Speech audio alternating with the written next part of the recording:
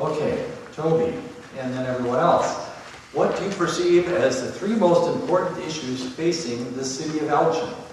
And what would you do about these issues if you see that there are problems? What should be done about them, or what would you try to do about them?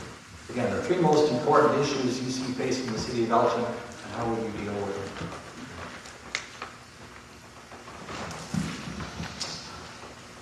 Probably the three most biggest issues we have really is infrastructure. We have a lot of infrastructure that we fell behind. If we look back to like 2008, we've had a lot of vehicles that are worn out, that are at the end of their life, and we're trying to extend them. Roads would be also part of that infrastructure item. The other piece would be looking at the healthcare costs. We have an Obamacare that is in place, and so we're looking at that aggressively and what we'll do, how will we address that. And the third issue that we have is just our state. Our state is very unpredictable, and it's going to require us to continue to be flexible and monitor that situation. Those are the three things that we have as the biggest issues facing us here in Elgin in the next few years. I think the pensions are going to be a large issue in the upcoming years. And I think that Elgin's been funding them. In fact, I know that they've been funding them overtime. They've been putting more money in it than what was required. I also know the actuaries from the state went in, and it took 3 days instead of 3 weeks like it does most cities. So the pensions are definitely going to be an issue because the state mandate is 2045, I believe, on those. Streets and sewer separation. I believe sewer separation is a federal mandate that this should have been done a while ago. We need to stay on top of that and our streets. And then, of course, the funding scale backs from the state and the feds, because our block grant money comes from the feds, and like you said, the income tax and everything that's coming from the state. So I think we're going to have some budget issues coming up.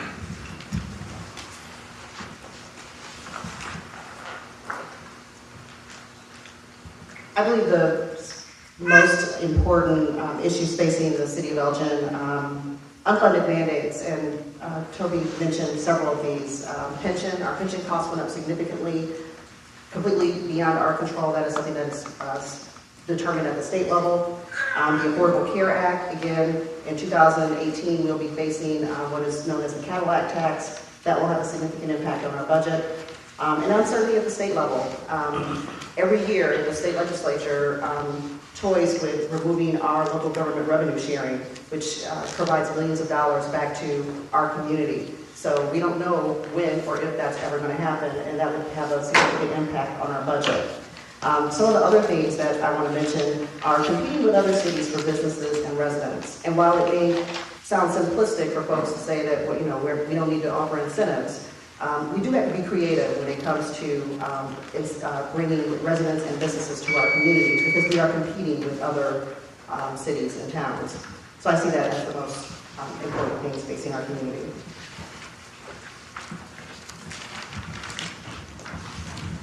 Certainly unfunded mandates that the state has imposed upon many municipalities. Elgin is not immune to that. I don't have a simple answer for that. However, it is something that we need to address going forward. Infrastructure in streets has long been a pet peeve of mine, and that the neglect of the infrastructure certainly has been very well noted by everyone here and everyone who drives throughout the city. Finally, I see the council moving a little bit towards the direction that I've advocated for many years, and perhaps issuing some bonds to accelerate that process. I also am not pleased with the removal of ambulance service in Station 3. That is something that I think puts people on the northwest side of Elgin at greater risk, and I think that needs to be looked at and the ambulance service reinstated. And also,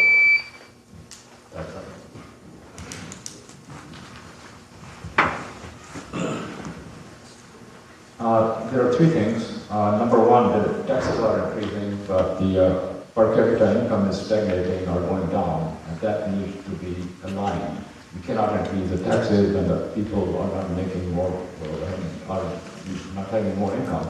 Number one. Number two, the unfunded portion of the police pension and the fireworks pension is $152 million. And even if you spread it over 25 years, it still comes out to be $5 million per year that city has to contribute. And that's number two. Number three, of course, is the economic development. We have to make the pie bigger. That's a problem we have in Elgin. We don't have enough retail, particularly the east side. Those are the three issues. The three most important unfunded pension liability, you're going to hear that a lot, and that really is prioritization of spending, and it's a math problem. It doesn't matter what political philosophy or ideology you hold, it's just a math problem that we have to resolve. Spending that's requiring more tax burden on the citizens, I think to John's point, technology can really change that, and we need to continue to invest in that for long-term benefits. But what I really think is reinventing the processes of government and reinvigorating the first principles, that government serves you, the people. And that's important, and that principle will guide where you prioritize your spending and other aspects. My first 2 points were covered thoroughly, and the first is the issues we have with the state, which is pensions. They set a lot of the rules, how much we have to fund, and they change those rules, and sometimes that puts us in a bad spot. And the threats of the budget, as Chuck's question alluded to, we have that threat over our head continuously with the condition the state's in. Toby mentioned infrastructure. We're trying to work on that. A tough vote, but we imposed a 0.5 percentage point increase in our sales tax and devoted all of that specifically to streets, and that's going to start, hopefully, addressing some of the worst issues we have. But the thing that I want to talk about is using the technology and also performance-based budgeting, reducing the need for employees. I mean, that's where, as I said before, the real significant savings can come if you can do things with less people. And that's, I think, a big part of what I want to see happen. With all the pieces we've put in place, we've invested in our technology, we've got 311, we're starting to move in that direction. Well, I think John actually just put it great about investing in technology and reducing people, because the biggest pair would be the pensions and the healthcare costs. Pensions are something we can't control right now because of state mandate, but if we work with our city employees and say, hey, would you accept money into a 401k instead as a contract worker, that's one way to save. Hiring out to these privatized businesses, they would have to handle pensions and healthcare themselves. I spend a lot less on my healthcare than the city has to spend because of the contracts it has. Let's talk with the city employees and reduce that.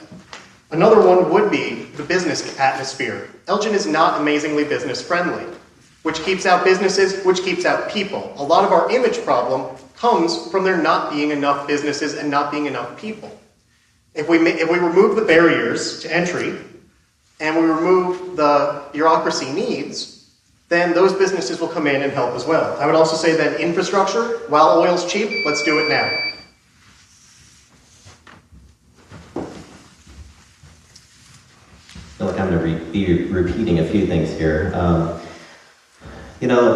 We've all mentioned things such as, actually no one's mentioned, but declining riverboat revenues.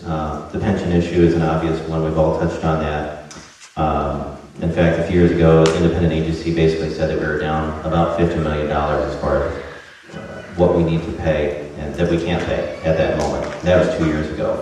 Imagine what that is now regarding the pension issue. Code enforcement, roads infrastructure, we've all seen many roads that have seen better days. I think the better question, though, is who do you trust? Who do you trust to tackle these issues? Because a lot of these there's costs, obvious costs, many costs, and who do you trust? Have you looked at the voting records? Have you looked at the incumbents? Have you looked at the challengers and what they've said and what they stand for? And who do you trust to actually tackle these types of issues that are going to stare us down this entire year and beyond?